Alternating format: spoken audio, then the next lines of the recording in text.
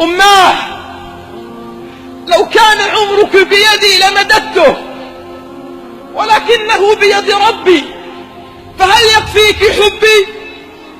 الأم هي الحب الثابت الذي لا يتغير.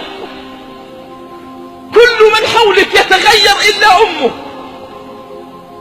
كل من حولك يهجرونك إلا أمك. كل من حولك في المحنة يتركوك إلا أمك. أمك التي لا يشبهها في الوجود أحد. أمك التي خلقت مرة ولا تعاد. أمك التي خلقت مرة ولا تعاد. كم سهرت لترتاح، وكم تعبت لأجل أن تنام وترتاح. أفلا تذكر يوم كنت تنام بلا غطاء فتستيقظ على غطاء؟ أولا تذكر يوم أن كنت تستيقظ في الصباح فتجد الطعام بجوارك؟ من كان يجهزه؟ قل لي بربك من كان يجهزه. أوما تذكر يوم أن كنت طفلا في المدرسة تيقظك في الصباح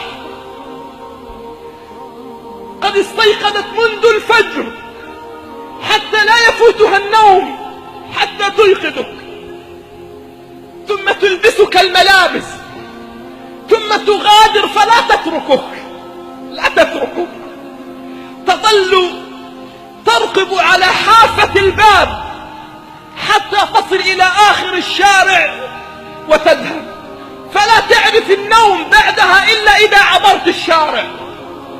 أنسيت هذا كله؟ أنسيت هذا كله؟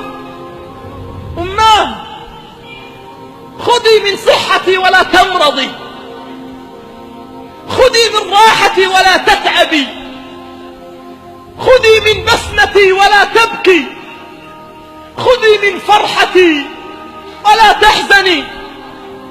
الأم أيها الكرام التي وصى عليها رب السماوات والأراضين. ماذا يفعل الشباب اليوم بأمهاتهم؟ ماذا يفعل الرجال اليوم بأمهاتهم؟ بل بعض الشباب لا يرى أمه إلا في المناسبات، يضع رأسه ووجهه إما في التلفاز وإما في هاتفه.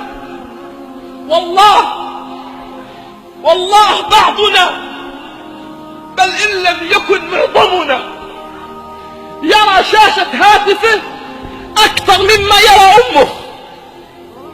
يقلب الصفحات على الإنترنت أكثر مما يقلب الذكريات والبسمات بجوار أمه.